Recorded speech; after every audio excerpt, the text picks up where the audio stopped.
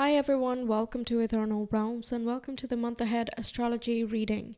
Make sure you check your sun, moon, and rising signs for a comprehensive view of the month.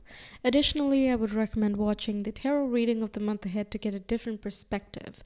While you will know the astrology in advance through this session, I will also send you a reminder when the astrological events are near. All you have to do is subscribe, hit the bell, and you will be notified as the events occur through my community page. I occasionally post behind the scenes, meditation guidance, quizzes, and polls, which you can check out for yourself. And it goes without saying that you will be notified when new videos are out, such as other zodiac readings and pick a card tarot readings as well. If you prefer to cut down the guesswork about your month ahead, you can always connect with me via Etsy to get a personalized week-by-week month ahead tarot reading paired with the general astrology. Enough about me, let's talk about you. So let's talk about the general overview of October. There's quite a lot of aspects going on this month, so let's break it down into what's the most important and then drill down into each of these aspects.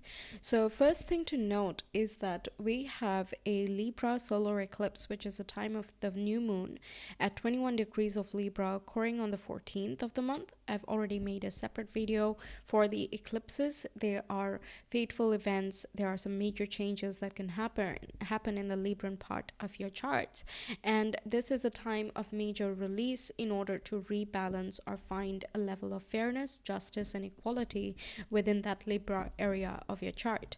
And next we have another eclipse, but this is a lunar eclipse. It's a time of a full moon and is occurring in Taurus at 5 degrees. This is occurring on the 28th of the month.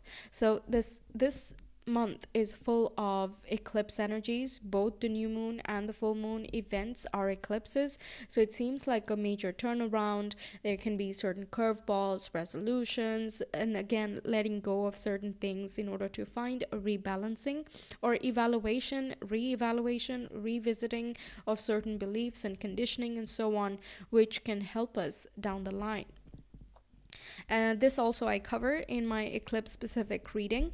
I will just mention how this affects in your house, but there are a lot more details going into this that I talk about in that separate video. I would recommend you check it out for that. All right, now let's talk about the seasons. We have Libra season, and then later on the sun moves into Scorpio, and that brings us to Scorpio season.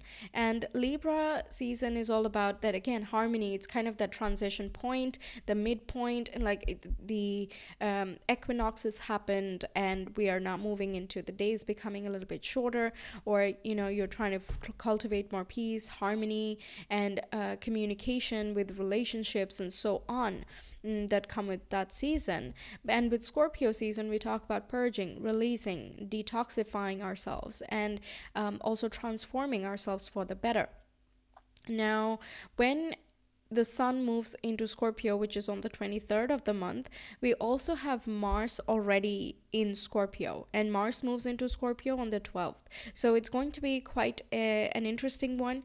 It's deeper, darker, more mysterious. It has more of that research mindset, and it does not like to rest before finding the true answer. These are the basic themes that are going on. Meanwhile, the Libra season, we will have Mercury and Mars over there till half the month at least, and that itself is going to have this oomph of the activism and detoxing in order to compromise or to sacrifice certain things that are just like that they're not beneficial to growth or harmony anymore. It is more communicative because Mercury is present as well, and it wants to strive even harder than general to strike this sense of balance. Next thing to note is that we have 7 oppositions and 7 trines. And oppositions are all about me and you. They take into account feedbacks, decisions, and balancing. And all of the elements are being involved, so everyone is going to feel this to some level or the other. Then the 7 trines that we have, they are easy to take for granted. That's kind of the trine energy because they bring about automatic blessings and resolutions of things. And this month we generally are looking at water and earth trines. There is one fire trine, but it's mostly the feminine energies that we're talking about. So there is more receptivity that is going to be blessed, or it can be emotional and physical, material topics that are going to be blessed around this time. Now, trines also bring about harmony within anything that is ongoing as a struggle. Okay, now we have some planets changing signs and direction as well. We have Mercury moving into Libra on the 5th. We have Venus moving into Virgo on the 9th. We have Pluto going from retrograde to direct motion in the sign of Capricorn on the 11th. And this is an important date because this is a time that you can experience certain turnarounds and breakthroughs and transformations. So if you've been struggling with a specific fear or an insecurity or a sense of powerlessness, this can be a time where you recognize, oh wait, this is where I hold my power, or this is how I can call back my power, money, or I can transform myself to feel more like myself. And we have Mercury, who later moves into Scorpio on the 22nd. Now let's talk about the North Node. It has been quite activated throughout this month through trines, oppositions, and conjunctions. And the North Node represents where fate is intervening. And of course, we do have the eclipses, which engages that North Node. It's an orb of that. So we can expect some fateful interventions occurring throughout the month, sprinkled here and there. Different parts of the month will activate different zodiacs. We'll get into that in the zodiac specific part, but we can definitely expect some turnarounds. There can be purposeful developments as well, and there can be a desire to work towards purpose, almost exclusively towards purpose, at least in certain pockets of this month. It's important to take risks because the North Node is in the sign of Aries. So doing something that you're generally afraid of doing, that can be quite blessed. The opportunities will come in, and it's more so about rolling with them. For example, someone might need to learn to say no. Meanwhile, certain people may need to learn to say yes, and that's going to be subjective as to what the opportunity is. It'll be based on your personal experience. But yes, there will be this factor of it's scary for me to say yes to certain things, or it's scary for me to say no to certain things. So it's important to go forward with that area because you know that it is going to bring greater balance into your life. And you can know that because the North Node promises this greater fulfillment if we can push past that initial hurdle or that initial fear. Okay, so let's get into the specifics now. So Libras, let's talk about you guys. How is your month of October? We do have Libra season for most of the month, so you are still in the star of the show. We have a new moon in Libra as well. There's a lot of exciting stuff that's going on, so let's just get into it sequentially. I would recommend you watch the general part because I talk just the overview of what's going on, the major themes, and just a basic rundown of stuff. So you're kind of set up for what I'm going to talk about now, which is going to be a lot more specific. So let's start with the first event that's occurring. That's on the 2nd, and we have an opposition between Mercury, who's in Virgo, with Neptune, who's in Pisces, and Neptune is retrograde at this time. So Virgo falls in your 12th house and Pisces falls in your 6th house. This can be talking about a lack of clarity about how you can balance or better care for yourself while also getting to your responsibilities. It can even be things such as you're being needed in some place, but maybe the instructions are not clear, and you might be reaching out to certain people and you're like, wait, what's going on here? Can you clarify this? And they might give you a shoddy answer that doesn't really solve much, so it's sort of this vagueness, back and forth type of situation going on. Make sure you get enough rest, sleep the previous night a little bit early, because this can be kind of brain fog as a result of not getting enough sleep or something like that. So so just watch out for that. The event will pass, so it's not really the huge deal, okay? In 1 or 2 days, it's just going to move on from that point.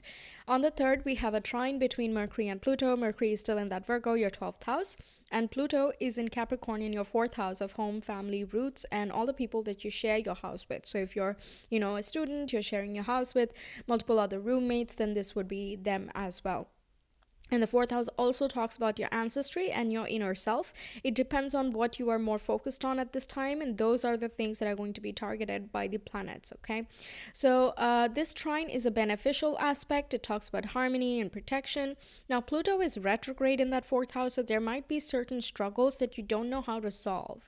You might be thinking about those things personally, or at least the only people who are going to know about it, if you let them know, is going to be the people who live with you or are family members. And it doesn't have to be like a biological family. It can be aunts and uncles as well. It can be your neighbor if you've had a familial relationship with them, things like that. So take it as it resonates. But essentially, it talks about finding this sense of peace and clarity about who you are and what you prefer, but you don't quite know as to what that means for another person. So how can you change your living situation? Yes, you know your priorities, but you don't quite know how to implement them yet. But it is refreshing to know. And that's a really good first step. And the same day, we have another trine between Venus, who is your ruler, who is in the sign of Leo, your 11th house, and is trining the North Node, which is in Aries, in your 7th house. So these are social houses.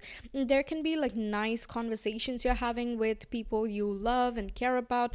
You're connecting with someone in your network. You might be building your network as well. There could have been a little bit of a pause. Maybe, let's say you were busy with some other stuff and you were not able to connect with your regular friend group or network, or not being able to post enough on social media because you were on a break or something. And this is a time where you get back to it. You can be focusing more on your partnership as well. Perhaps you're working on building the friendship part of a relationship. It can be, looking at what are your shared interests and aspirations in life and all of that, which can help you kind of connect deeper as well. There can be a lot of important things that you learn or opportunities that come towards you through other people. So stay open and stay attentive, because there can be lots to learn with trines. And the thing with trines is that it's easy to for not notice them or take them for granted, even if they are too automatic, because they just happen and we don't really have to do anything about that. It is a relief, it's a resolution and all of that. So it's very nice if you can be more conscious and alert around this time, because it helps you magnetize even more opportunities than what is automatically available. On the 5th, we have Mercury finally moving away from your 12th house of Virgo into your 1st house of Libra. So you are going to be more communicative here. Perhaps you have certain, presentations, or you have certain interviews and, any contracts you might have to sign, any impressions that you want to be making. Your ideas are going to stand out. If you're doing something creative, aesthetic, or something connecting with people, your diplomatic skills are really high. You're a natural peacemaker around this time. And you are kind of expressing that. If you see a dissonance in your environment, you are the person who is likely to step up and say something about it. So yes, your ideas are likely to stand out while Mercury is in Libra especially. Your words can come across very beautiful as well. So if you have any presentations, take advantage of this time to prepare ahead, make up drafts, anything that you need to do. The same day, we have an opposition between Mars in the zodiac of Libra in your 1st house with the North Node in Aries. So Mars in Libra, not the most favorite placement for Mars. I've already talked about that in the month of September reading. But in general, it talks about like you have a lot of passion, but there might be a little bit of this indecision about what do you do about that? Like, where should you channel it? There can be some sort of pros and cons that you might be battling with, or you're looking at what is my true passion. I'm okay with many things, so I don't know which way is the best way to proceed for me. Now, on another level, this can talk about you being out front in making diplomatic deals, signing certain contracts, reaching out to people, and also if you're in the position, then welcoming new people and you being the out front person who is doing the meet and greet and making other people feel comfortable in a new environment, for example. Now, there can be a tendency to overdo one side of the spectrum, so over reliance on other people, or it can be doing too much of what you want to do and neglecting the partnership. Or this, by the way, when I say partnership, it doesn't have to be romantic, it can be one-to-one friendships as well, it can be clients and contracts, business partners as well. Okay, so there can be this over reliance of, either one or the other side of the spectrum. But the thing with oppositions is that we need to find that moderation and balance. Yes, we need to learn from other people, but we also need to do right by ourselves. Okay, on the 9th, we have Venus moving from that 11th house of Leo into your 12th house of Virgo. So this is about how do you wind down, how do you rest, and how do you care for yourself. These are the questions you're asking, such as, is your bedroom neat? What do you think about your sleep routine? Are you getting enough sleep? And even if you're sleeping, is it of good quality, or do you feel tired even after getting 8 hours, right? So these are the small little things that can be done behind the scenes that you are caring for that are going to improve your overall quality of life. You have a heightened sense of peace as well, or you're at least trying to cultivate that at this time. It can be making peace with the past too, letting go of certain situations, fears, and struggles you might have dealt with, which have been a little bit of a blow to your lifestyle or to your health, even mental, physical, or emotional. So good luck comes wherever Venus goes, so take advantage of that. It can even be decluttering certain things, letting go of stuff that you have no attachment to or are a thing of the past, and it's just kind of dead weight in your space. And just neatening up your environment can just make you feel like a whole new person. It can even be beautifying the spaces that you don't generally notice, so the basement, right? Because I can go at length about, the different sectors of the house and what that means for us, but maybe we'll do that in some other video. Okay, the same day we have Mars in Libra squaring with Pluto in Capricorn. Now, Pluto is retrograde, and this is a square between your first and your fourth house. This is a little bit of a toughie, I would say, because it means sort of like, again, you're feeling that sense of powerlessness of, I don't know how to help my family, or I don't know how to transform my living situation. I'm making a lot of these efforts in multiple ways, but I don't know what exactly to say that is going to encourage my family member, or, help out my roommate over here, or help me get that, dream home. So there's a little bit of this push and pull. The thing with squares, if it can be helped, is, to focus on both sides, because generally we think we don't have that much energy to, focus on ourselves and personal growth as well as home and family and all of that, because both of these are such big sectors of life. But the thing with squares is that they already come with a lot of energy, and even if you expend yourself in both of these areas, at the end of the day you're just going to feel more satisfaction. This, of course, I'm assuming that external world is not hampering your daily life in this time period. Especially if it is something external, then perhaps it is more of a test of perseverance and patience, because Pluto and Capricorn are involved here, as well as Mars. But through this, there can be some forced action that kind of puts you along the right path, or something in alignment. There can be certain support that comes in as well.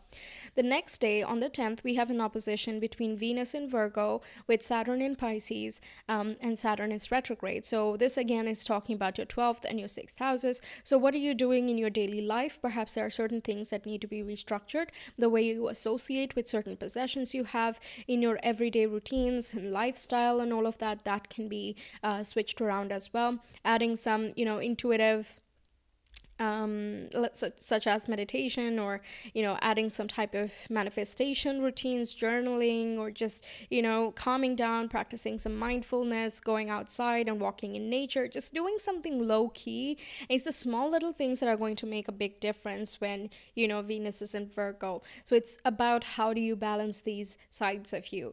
Are you valuing the practical side of life? Are you valuing it a little bit too much? And are you neglecting the intuitive or the creative side of you? If you are, then how can you accommodate more of what is being neglected at this time in order to bring this into balance? On the 11th, I really like this one because Pluto goes direct and it has been in retrograde motion for quite a long time. And whenever it is retrograde, people collectively are more likely to feel, more powerless, or as though they don't have what they need to transform their situation for some or the other reason. They just have to go along with whatever's happening. And that being in your home and family sector, it can be like you want to make a change of your house, of your residence, but either the correct house is not available, or people are not supportive, or you need more roommates and you're not able to find someone. Even if you're finding roommates, they're not the best, they're not a compatible fit with you. Things of that nature. If you're trying to connect with an authority figure at home, but they are busy, you are busy, and it's just not been working out. So on the 11th, there can be this turnaround, this switch where it's like, okay, I'm free now, let's have this call, let's have this discussion, let's open up and bring it out into the front, and let's just head on deal with it. Okay. And also on another level, this talks about your own personal thoughts, because the fourth house talks about that too.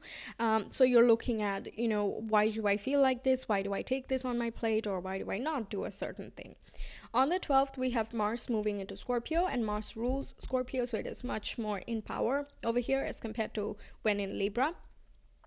So over here, it takes on this research-oriented, deep thinking, and just sharp, laser-focused orientedness, okay? So it wants to take action. And in the sign of Scorpio, it is taking action in the form of emotional purging, detoxification, cleansing of things, decluttering things as well. And there can be certain psychological work as well. You might be more focused on creating more sustainable financial resources. Maybe you're writing some things down, setting certain goals, or even manifesting in this case. Scorpio has high manifestation powers, especially when we have Mars there. There's high magnetism. So with regards to your self-worth, priorities, values, as well as personal money, you can do quite well here. On the 13th, we have a trine between Mars and Saturn's in your 6th house, Mars is in your 2nd house. So you're looking at certain jobs perhaps, or your lifestyle, and does your financial situation support that? If not, what can be restructured? Either way, there is some type of resolution that is available for you. If something was not fitting in, you find an alternative solution that is going to help you out for the longer run. With Mars and Saturn, both of them are pretty self-directed, and Saturn wants to make something long-lived. So it's not like short-term decisions you're making at this time, or at least the solutions that come in are not going to be short-term. So you can kind of rely on that.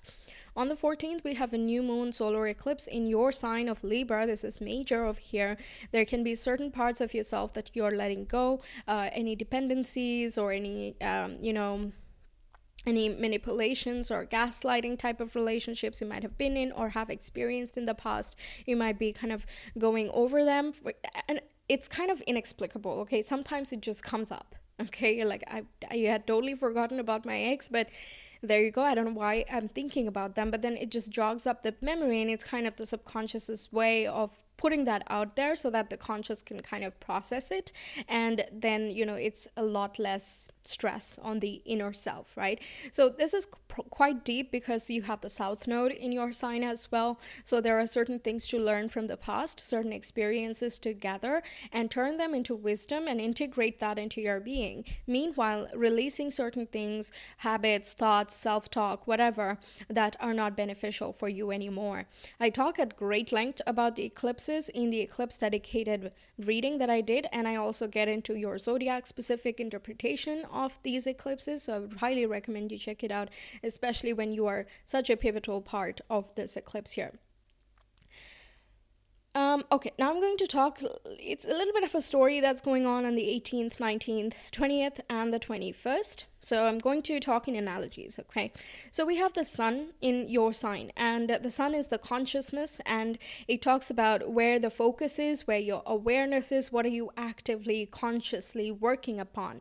And the North Node is basically where the universe is talking to you from. How does the universe connect with you? And in this case, it is through other people. You might hear things from others that is just what you needed to know, or exactly what you needed to hear, or the exact support you needed that you did not ask for but came through others anyway. Okay, so it's kind of like very fateful point. You can't really predict it, you can't force it, it just happens. Okay, so the sun being here is basically having a meeting with that point of purpose and fulfillment, metaphorically speaking, and is like, okay, so Libra needs to accomplish this, and this doing this would make them feel like a much more wholesome person, and it would help with their development. They would feel much more at peace and happy with themselves and their relationships that they are cultivating. So what needs to be done next? And the North Node is going to give them guidance. Then on the second day, we have another meeting, again metaphorically speaking, with Mercury, who's the planet of the mind and logic, also communication, and it wants to know how can this be accomplished. Okay, now Mercury and the Sun are kind of aware of what's going on, but they've not met yet, right? So they're having their separate introductions, or meetings with that point of purpose, and they're like, okay, how are we going to achieve a certain goal that the North Node is directing? Then on the 20th, both of them join forces, and they're like, okay, let's have a separate meeting without the North Node here so that we can discuss what just happened. And yes, the North Node is still there in proximity in that opposition state, but it's not exact anymore. And they are kind of talking to each other, the Sun and Mercury. And they're like, okay, so the Sun says, this is what I know. This is what we have to do. And Mercury says, okay, so we know what. I also know how to do something. We have the what, we have the how, and we just have to execute that now. Okay, now the execution happens on the 21st when the Sun and Mercury meet together and square with Pluto. And Pluto is direct now. That's a very important point, because now we don't feel like, oh no, I'm under stress, I can't do anything. Instead, we're like, oh no, we're under stress, we got to do something. Okay, it's a very different attitude. So in that fourth house, again, you and your family, or your private self, your inner self, right? So where you hold yourself back, you're like, you know what? I'm not going to do this to myself anymore. I'm done with this. I'm now aware of what needs to happen, how I can accomplish it. So what am I doing here? I don't need to stay stuck. Let me just go and make my dreams happen.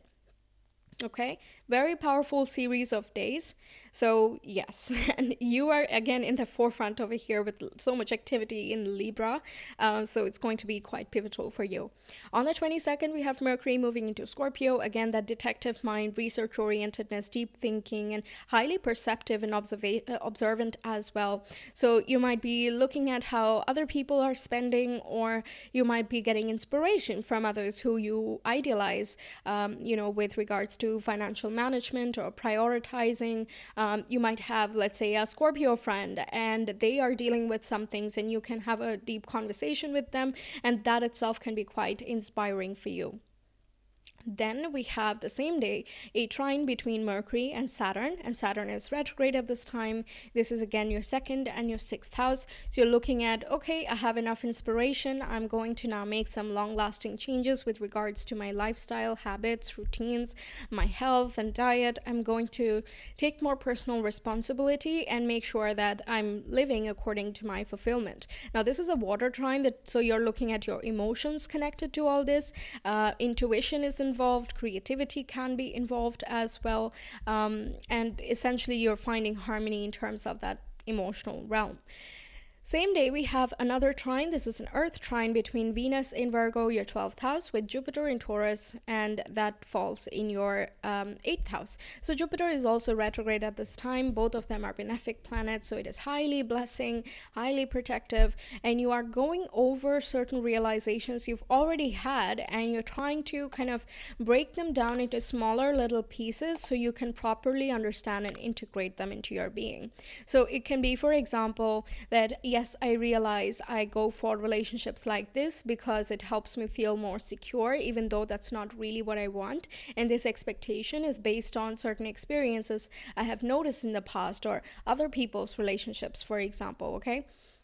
So you recognize that, yes, that's perfect. You need to know that first and foremost, right?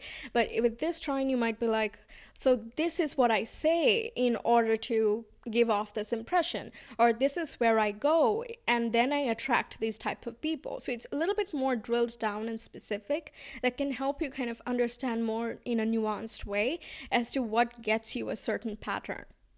That can be especially liberating. On the 23rd, we have the sun moving into Scorpio. So the focus now moves away from personal development and finding balance and peace and all of that into your financial sector again and your priorities as well. There can be certain transformations. So some things you have been spending on, you don't want to spend on those things anymore. And instead, you would like to prioritize some other things. So you might be like saving some things aside, or if you've been saving a little bit too much, you might be, spending a little bit more so that you feel more cushy, as though your life is upgrading and things like that. On the 24th, we have a trine between the sun and Saturn, and this again is about long-term changes and reconsidering certain patterns and restrictions that are ongoing, so that we're not forever stuck in one place and we're making continued progress, right? So this can be a conversation that you're having with your boss, your employer, with regards to your finances, for example. It can even be you demonstrating your worth so that you can ask for a promotion or a raise, or even apply to some other jobs if that's something you're needing. The way that you come to service is also coming in that 6th house. So let's say you're doing some spiritual work or healing business or something like that. This can be looking at, okay, am I charging enough for my services, or am I worthy enough to do I consider myself worthy enough to be doing this type of counseling project, or whatever the case is for your specific needs. On the 28th, we have a full moon lunar eclipse in the sign of Taurus that falls in your 8th house again. And I talk about this eclipse as well at great length in the eclipse dedicated reading. I would suggest you check it out, because this is going to be the last Taurus eclipse you're going to have for a very long time, especially one where the North Node has been in Taurus too. So this is about closing out a long 1.5 year cycle. This is not going to be something brand new. It's more so the grand finale, closing out the final presentation, final breakdown, or just the final epiphany you need. And then the eclipses kind of give you a break and then move on to your 1st and the 7th houses a little bit more. Same day, we have an opposition between Mars and Jupiter, and Mars is in Scorpio, your 2nd house. Jupiter is retrograde in Taurus in your 8th house. So the distribution of priorities between what your personal needs are and what your partner's personal needs are, that can be a thing here. It can be that you're kind of having conversation about your personal priorities, your long-term visions as well. There can be certain fears and insecurities that also crop up or have cropped up, and you're kind of going at it more head first instead of trying to run away from them. You're looking at it like, okay, what needs to be done, right? This is more of a serious approach when Mars comes into Scorpio. And especially because they are both fixed signs, it can be a little bit difficult to see the other side of the spectrum, and there is a tendency to overdo something, such as I would like to visit my partner, but I don't have the finances yet, so I'm just going to save everything. I will barely spend anything on myself. There is that tendency to do that. But also on the flip side, it can be that, I'm just going to rely on my partner to supply for me, and, I'll try some things, but it may not work. But yeah, something like that. And because Jupiter is in that 8th house, you could be connecting with a financial advisor as well, who can give you some direction, and you're focused on multiplying your values, assets, and worth in general. On the 29th, we have another opposition between Mercury and Jupiter, same houses, and here there's a tendency to overpromise.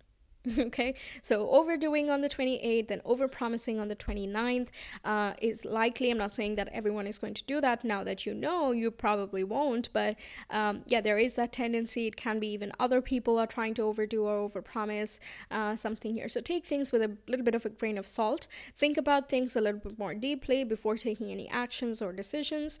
Try to find balance, and it's not only about doing all of the shadow work and not implementing anything into your everyday reality, right? So there can be a little bit of this translation that's happening from what you know or what you're aware of, and what can you do about that, or how can you implement that in your everyday life. On the 29th, we also have a conjunction between Mercury and Mars in the sign of Scorpio. So this can be quite intense. You might spend a little bit much, but this can be also that you're saving a little bit much, okay, depending on what you're needing at this time or what is going on in your individual life as well. Just watch out for, and this can talk about harsh speech. It can be, for example, being overly direct or overconfident. And it's not that you think you're being overconfident. It can be perceived like that, even though you're like saying the same things. It's just the astrology that can kind of make everyone a little bit more sensitive around this time. So just choose your words carefully, and even for yourself, how you talk with yourself as well. If something is not going your way, it's okay. It's important to recognize that something is not working, and then we can just recalibrate from that point. And on the 31st, we have another trine, finishing off on a good note. We have a Virgo trine Uranus, and Virgo is in your 12th house where Venus is, and Uranus is in Taurus in that 8th house of yours, and is retrograde at this time. So there is some type of healing and resolution happening here with regards to some ongoing changes that have happened before. Let's say around June, July, August, when Venus was in Leo and Uranus was in Taurus, and both of them are squaring, butting heads, and Venus felt a little bit powerless, and now it is more like she has figured out what needs to be done in order to transform all these radical changes or unexpected encounters. And now she's also bringing you more, peace, health, prosperity, and growth as well. So that's what I have for you. Thank you for being here. I really hope you enjoyed and that the messages help you out throughout the month. Stay tuned for the tarot reading. I will be uploading them soon. Make sure you subscribe and hit the bell so you're notified whenever that's up. And if you enjoyed the reading, please do like and comment your thoughts if you have any. It will be really lovely to hear back from you, and it really helps the channel grow as well. I will see you some other time. Until then, take care. Bye.